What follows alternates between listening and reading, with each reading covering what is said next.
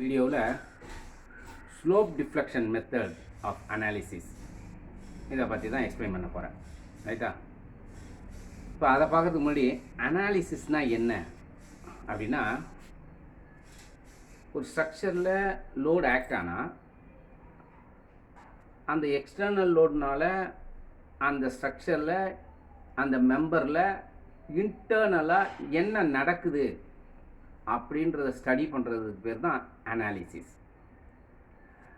இப்போ அந்த அனாலிசிஸில் force method, displacement method அப்படின்னு ரெண்டு இருக்குது.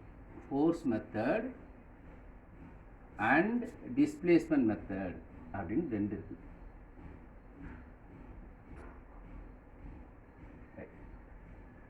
ஸோ அனாலிசிஸ்னால் என்ன? the internal actions because of external action. External ஆக்ஷன்றது லோடு.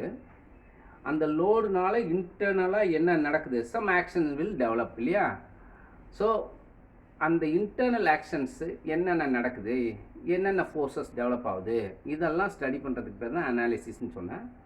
அந்த அனாலிசிஸ் மெத்தடில் the method of analysis can be divided into two group. ஒன்று ஃபோர்ஸ் மெத்தட், இன்னொன்று டிஸ்பிளேஸ்மெண்ட் மெத்தட். ரைட்? இப்போ ஒரு ஸ்ட்ரக்சர் இருக்குது அப்படின்னு வச்சுக்கேன். இது என்ன? காலம். இது பீம் அப்படின்னு வச்சுக்கேன். சப்போஸ் இதில் ஏதோ ஒரு லோடு ஆக்ட் ஆகுது. இங்கே மனுஷெல்லாம் நிற்கிறான். ஏதோ சம் லோடு ஆக்ட் ஆகுதுன்னு வச்சுக்கேன். ஏதோ ஒரு சம் லோடு ஆக்ட் ஆகுது. இப்போ பிகாஸ் ஆஃப் திஸ் லோடு, இந்த லோடை பேர் பண்ணுறதுக்கு, ரெசிஸ்ட் பண்ணுறதுக்கு என்ன நடக்கும்? இதில் இன்டர்னலாக சம் ஃபோர்ஸஸ் டெவலப் ஆகும். இந்த லோடெலாம் எங்கே டிஸ்ட்ரிபியூட் ஆகும்? இந்த லோடுலாம் இந்த காலத்துக்கு வரும் இல்லையா? ஸோ இந்த காலத்தில், இந்த சப்போர்ட்டில் சம் ஃபோர்ஸ் வில் டெவலப் இல்லையா? ரைட். இப்போ ஆக்சுவலாக இந்த முக்கியமான ஒன்று, இந்த பீமை தான் என்ன பண்ணுவாங்க? ஒரு லைன் போடுவாங்க.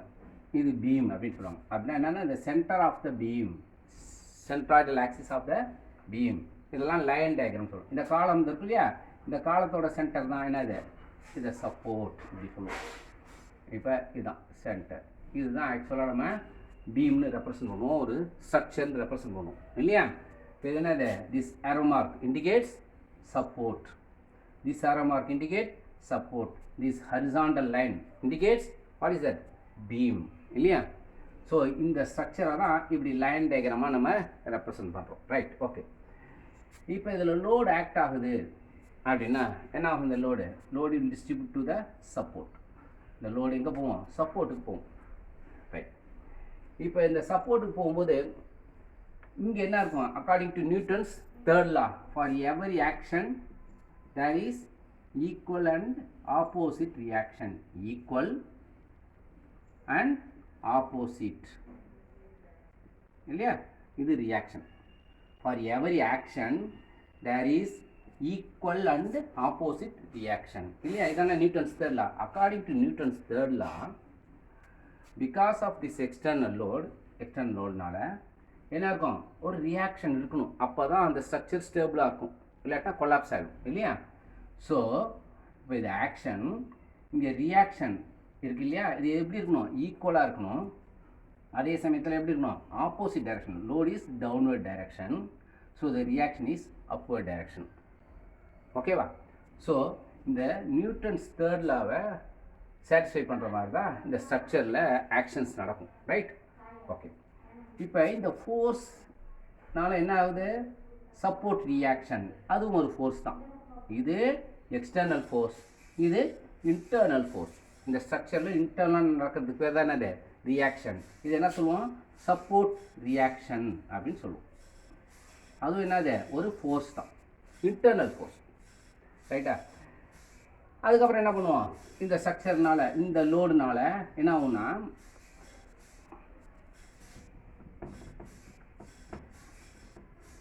இப்போ இந்த பீம் இருக்கு இல்லையா? இங்கே ரியாக்ஷன் இருக்கு இல்லையா? இது ரியாக்ஷன் இல்லையா? இது லோடு இல்லையா? அப்போ எல்லா இடத்துலையும் இந்த லோடு டிஸ்ட்ரிபியூட் ஆகிட்டே வரும் இல்லையா, டிஸ்ட்ரிபியூட் ஆகிட்டே வரும் இல்லையா. அதே மாதிரி இந்த ரியாக்ஷன் என்னவும் எல்லாத்தையும் ரியாக்ட் பண்ணிகிட்டே இருக்கும் ஒவ்வொரு பாயிண்ட்லையும் இல்லையா. ஸோ இந்த ஈக்குவல் அண்ட் ஆப்போசிட் ரியாக்ஷன் இருக்கு இல்லையா, இந்த பேரலல் ஃபோர்ஸஸ், அதுக்கு பேர் தான் ஷியர் ஃபோர்ஸ்னு போகும். அதுக்கு பேர் என்னது, ஷியர் ஃபோர்ஸ். அப்போ each and every point of the structure because of the load the shear force will develop. So இந்த லோடுனால என்ன ஆகும், இல்லை இங்கே லோடு இருக்குது, இந்த ரியாக்ஷன் இருக்குது. அப்போ எவரி பாயிண்ட் இதோட எஃபெக்ட் என்ன, எல்லா பாயிண்ட்ஸ்லையும் இருக்கும். இதோட எஃபெக்ட், இந்த லோடோட எஃபெக்ட் எல்லா பாயிண்ட்லையும் இருக்கும். ஸோ ஒவ்வொரு பாயிண்ட்லையும் என்ன டெவலப் ஆகும், ஷியர் ஃபோர்ஸ் டெவலப் ஆகும். அப்போ இந்த லோடுனால என்னென்ன இருக்கும், சப்போர்ட் ரியாக்ஷன் இருக்கும், அப்புறம் என்ன இருக்கும், ஷியர் ஃபோர்ஸ் இருக்கும். இதெல்லாம் நீங்கள் பேசிக் ஸ்டடீஸில் படிச்சிருப்பீங்க இல்லையா, பேசிக் ஸ்ட்ரக்சரல் அனாலிசிஸில் படிச்சிருப்பீங்க. ரைட். இந்த ஷியர் ஃபோர்ஸ், இந்த சப்போர்ட் ரியாக்ஷன் எல்லாமே என்னது, ஃபோர்ஸஸ். இதெல்லாம் இன்டர்னல் ஃபோர்ஸஸ், இது எக்ஸ்டர்னல் ஃபோர்ஸ் இல்லையா. ரைட். இது எக்ஸ்டர்னல் ஆக்ஷன், இது இன்டர்னல் ஆக்ஷன்ஸ். ரைட். இந்த இன்டர்னல் ஃபோர்ஸஸ் என்ன நடக்குதுன்னு நம்மளுக்கு தெரியாது இல்லையா. லோடுனால உள்ள என்ன நடக்குது, எவ்வளவு டெவலப் ஆகுது, இதெல்லாம் தெரியாது இல்லையா. அப்போ இந்த ஃபோர்ஸஸ் இருக்கு இல்லையா, இது internal forces, support reaction, shear force, இதெல்லாம் தானே internal forces. Support reaction, shear force, இதெல்லாம் internal forces. Because of this load these are the internal forces. இந்த இன்டர்னல் ஃபோர்ஸஸ் நம்மளுக்கு தெரியாது, தட் இஸ் அன்னோன்ஸ் இல்லையா. இப்போ இந்த சப்போர்ட் ரியாக்ஷன், இந்த ஷியர் ஃபோர்ஸ், இதெல்லாம் அன்னோனாக வச்சுக்கிட்டு நம்ம அனலைஸ் பண்ணுற மெத்தடுக்கு பேர் ஃபோர்ஸ் மெத்தட். ஓகேவா. எது அன்னோன்ஸ் எதை வச்சுக்கிறோம், இந்த சப்போர்ட் ரியாக்ஷன், ஷியர் ஃபோர்ஸ். இது எதனால் டெவலப் ஆகுது, எக்ஸ்டர்னல் லோட்னால். அந்த லோட்னால் உள்ள இன்டர்னல் ஆக்ஷன்ஸு ஃபோர்ஸஸாக இருந்து அந்த ஃபோர்ஸஸை அன்னோனாக வச்சுக்கிட்டோம் அப்படின்னா அந்த மெத்தடுக்கு பேர் ஃபோர்ஸ் மெத்தட். இதை எப்படி சால்வ் பண்ணலாம் அப்படின்னா, இந்த ஃபோர்ஸ்னால் என்ன ஆகும், பெண்டிங் மொமெண்ட் கால்குலேட் பண்ணலாமா, ஃபோர்ஸ் இன்ட்டு பர்பண்டிகுலர் டிஸ்டன்ஸ், அதானே bending moment. Force into perpendicular distance இல்லையா. இதை வச்சு தானே பெண்டிங் மொமெண்ட் கண்டுபிடிப்போம். நம்மளோட மெயின் எய்ம் என்னென்னா மொமெண்ட் கண்டுபிடிக்கணும். அந்த பீமில், அந்த ஸ்ட்ரக்சரில் என்ன மொமெண்ட் டெவலப் ஆகுது, மொமெண்ட்டை கண்டுபிடிச்சிட்டோம்னா பெண்டிங் மொமெண்ட் டயக்ராம் வரையிறோம், அதை வச்சு நம்ம டிசைன் பண்ணிக்கலாம். ஓகே. ஸோ இந்த ஃபோர்ஸ்னால் என்ன மொமெண்ட் ஏற்படுது, இதெல்லாம் நம்ம ஃபோர்ஸ் மெத்தடில் தான் செய்கிறோம். அதுக்கு என்னென்னா பெண்டிங் மொமெண்ட் கண்டுபிடிக்கிறதுலாம் ஸ்ட்ரெஸ் ஸ்ட்ரெயின் டயக்ராம், மற்றபடி இந்த பேசிக் ஸ்ட்ரென்த் ஆஃப் மெட்டீரியல்ஸ், அந்த ஃபார்முலாஸ், இதெல்லாம் வச்சு நீங்கள் யூஸ்வலாக பண்ணுற மெத்தட் இருக்கு இல்லையா, அதை வச்சு சால்வ் பண்ணிடலாம். இதுக்கு பேர் ஃபோர்ஸ் மெத்தட்னு பேர். ஓகேவா. சரி. இப்போ என்னது, action, that is external load, அதனால் ஏற்படுற இன்டர்னல் ஃபோர்ஸஸ், அதை அன்னோனாக வச்சுட்டு, அந்த ஃபோர்ஸஸை, இன்டர்னல் ஃபோர்ஸஸை அன்னோனாக வச்சுட்டு சால்வ் பண்ணுற மொமெண்ட்டை கண்டுபிடிக்கிற மெத்தடுக்கு பேர் ஃபோர்ஸ் மெத்தட் அப்படின்னு பேர். இப்போ அடுத்தது டிஸ்பிளேஸ்மென்ட் மெத்தட்னா என்னன்னு பார்ப்போம்.